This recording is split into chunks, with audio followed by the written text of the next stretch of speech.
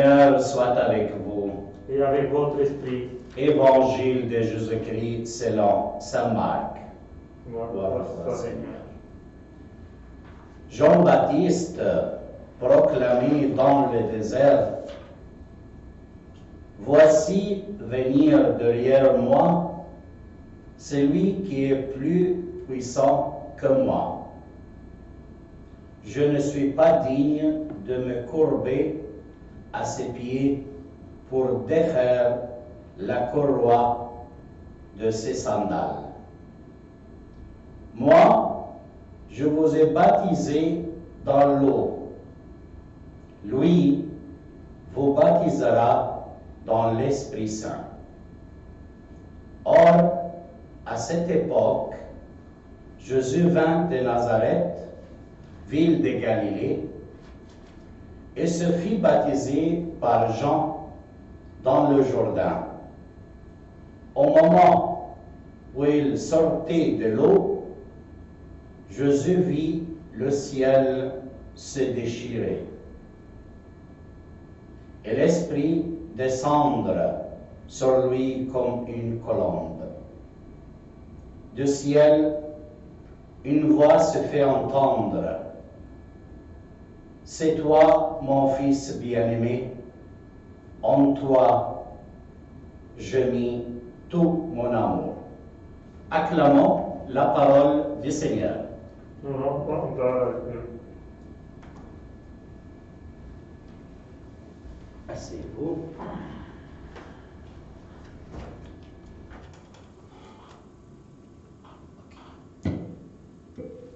Bien, mes frères,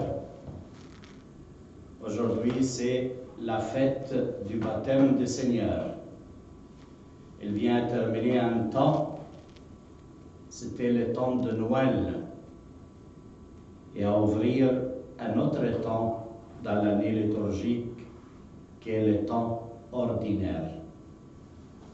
C'est pour ça que c'est une fête principale dans la vie de l'Église. Pourquoi?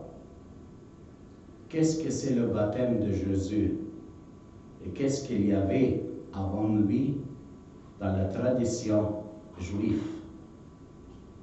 Si nous faisons un parcours dans l'usage liturgique de l'eau dans la vie des Juifs, on va trouver que, par exemple, il y a quelque chose qui s'appelle la mikva chez les Juifs pour purifier, par exemple, les hommes qui se sont rendus impurs par les touches d'un lépreux ou d'un cadavre. Alors il vient à la mikva pour se faire laver et soit purifié de sa impureté. Pour la femme, après la menstruation, par exemple, elle vient à cette mikva pour qu'elle se lave et se rend pure. Mais, est-ce que ça, c'est le baptême?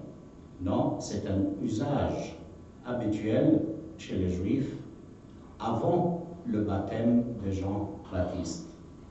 Qu'est-ce qu'il a ajouté, le baptême de Jean-Baptiste? Il a ajouté le fait de le baptême par l'immersion, soit pour le pardon des péchés et la conversion. Deuxième étape.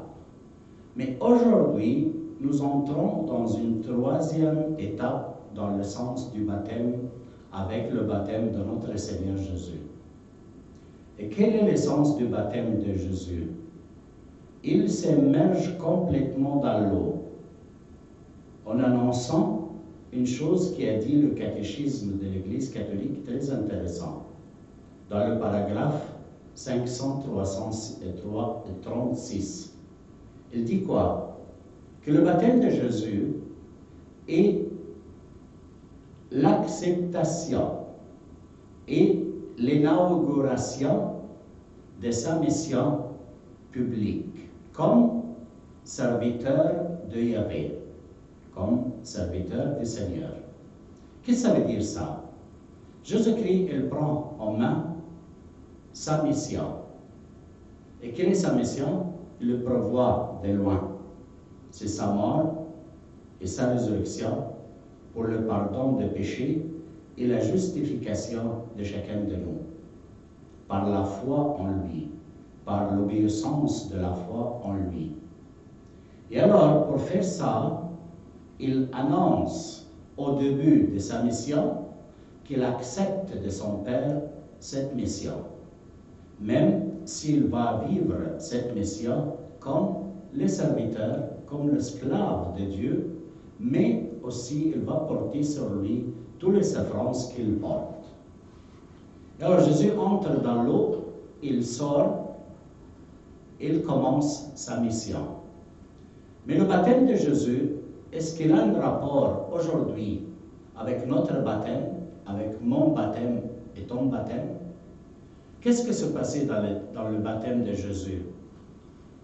Il est descendu dans l'eau, il est sorti, le ciel se déchire, il y a une voix forte qui sort, et il dit quoi? C'est toi, mon fils bien-aimé, en toi je mets tout mon amour. C'est toi que j'aime beaucoup. Et dans le même temps, un autre signe, il y a la colombe qui descend, elle s'arrête sur la tête de Jésus.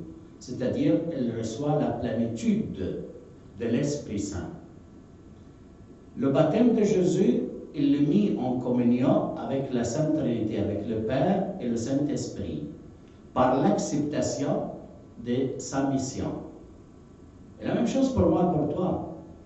Nous sommes en train de vivre une période très difficile. Couvre-feu à 8 heures. Pas d'école pour les secondaires. Tous travaillent dans l'Internet. Des confinements très difficiles. Pas de travail pour beaucoup, sinon à la maison. Les prix des choses qui augmentent beaucoup. Donc c'est une période qui nous donne une certaine angoisse, une certaine difficulté. Jésus-Christ, il voit sa mission, tout ce qu'il va vivre avec, mais il accepte à entrer dans cette réalité qu'il attend. Nous avons un temps un peu difficile, un temps de mort.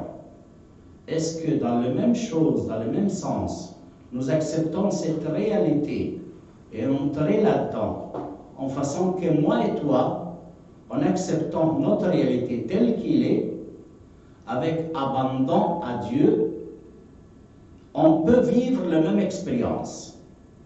Du ciel, Dieu, notre Père, dit à chacun de nous, « Voici mon Fils dans lequel je mis tout mon amour. » Et l'Esprit Saint nous donne la communion avec le Père et le Fils en façon que nous passons cette période en entrant dans la mort et vivant notre quotidien dans la résurrection. La vie est faite de situations dans lesquelles chaque jour on peut faire l'expérience de la mort et de la résurrection.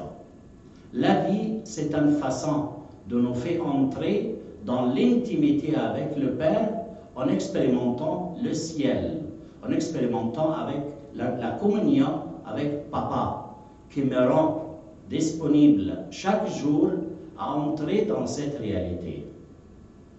Mes frères, mon baptême, c'est une inauguration pour une mission. Cette période est très importante pour nous. On a le confinement jusqu'au 8 février, mais cette période n'est pas pour souffrir, n'est pas pour le vivre comme un temps angoissant, mais c'est un temps pour augmenter à travers le quotidien, là où Dieu le Père nous attend dans les réalités de chaque jour, nous faisons communion avec lui, avec notre acceptation et notre accord d'entrer et de vivre cette mission. Parce que nous ne sommes pas pour nous, nous sommes faits pour le salut des autres. Ta acceptation de cette réalité et ta expérience avec le Père et le Fils et le Saint-Esprit, elle veut te rendre une personne qui donne le salut comme Jésus-Christ. C'est-à-dire, ce que tu touches, ce que tu parles, ce que tu contactes autour de toi, sont des mondes qu'ils ont besoin d'être sauvés par ta parole, par ton regard, par les valeurs qu'elle a ta vie, et la mission que tu as. C'est pour ça, mes frères, c'est une période très importante pour toute l'humanité à travers notre baptême à nous.